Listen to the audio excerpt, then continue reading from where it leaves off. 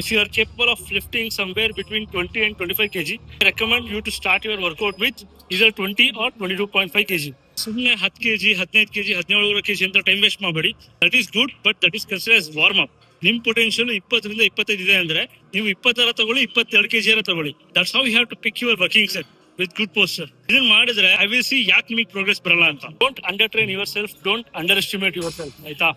If you don't have any injuries, if you have good recovery, ಒಳ್ಳೆ diet maintain ಮಾಡ್ತಿದ್ದೀರಾ ಅಂದ್ರೆ then you have equal possibility, you have equal potential like similar to others who are in the gym. So ನೀವು just ಅದನ್ನ step by step push ಮಾಡಬೇಕು. All you have to focus on controlled manner reps. Posture correct ಆಗಿ ಇಟ್ಕೋಬೇಕು.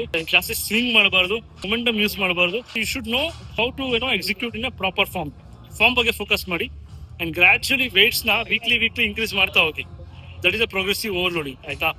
So ನೀವು weekly improve ಮಾಡ್ತಾ ಹೋದ್ರೆ at a period of time ನೀವು ತುಂಬಾ ಸ್ಟ್ರಾಂಗ್ ಆಗ್ತೀರಾ, ತುಂಬಾ ಬೆಟರ್ ಆಗ್ತೀರಾ, ನಿಮ್ ಬಾಡಿ ಕಾಂಪೋಸಿಷನ್ ಚೇಂಜ್ ಆಗುತ್ತೆ. ಇದನ್ನೇ ಮಾಡ್ಬೇಕಾಗಿರೋದು ನೀವು. ಬಟ್ ಟೈಮ್ ವೇಸ್ಟ್ ಮಾಡಬೇಡಿ. ಜಿಮ್ಮಲ್ಲಿ ಬರ್ತೀರಾ, every session matters, every rep matters. Don't waste time in gym, ಆಯ್ತಾ? ನೀವೇನೇನು ವರ್ಕೌಟ್ ಮಾಡ್ತೀರಲ್ಲ, ಏನೇನು ರೆಪ್ಸ್, ಸೆಟ್ಸ್, ವೇಟ್ಸ್ ಎಲ್ಲ ಮಾಡ್ತೀರಲ್ಲ, ನೋಟ್ ಮಾಡ್ಕೊಳ್ಳಿ, ನೆನ್ಪಿಟ್ಕೊಳ್ಳಿ. ಆಗ್ಲಿಲ್ವಾ ಬರ್ಕೊಳ್ಳಿ. ನೆಕ್ಸ್ಟ್ ವೀಕು ಅದೇ ದಿನ ಆ ಸೆಷನ್ ಏನಿರುತ್ತಲ್ಲ ಅದನ್ನ ಇಂಪ್ರೂವ್ಮೆಂಟ್ಸ್ ತೋರಿಸಿ ವಿತ್ ಗುಡ್ ಫಾರ್ಮ್. ಇಷ್ಟು ಮಾಡಿದ್ರೆ ಡೆಫಿನೆಟ್ಲಿ ನಿಮಗೆ ಜಿಮ್ಮಲ್ಲಿ ಏನು ಹುಡುಕ್ತಿದ್ದೀರಲ್ಲ ಪ್ರೋಗ್ರೆಸ್ ಸಿಕ್ಕೇ ಸಿಗತ್ತೆ.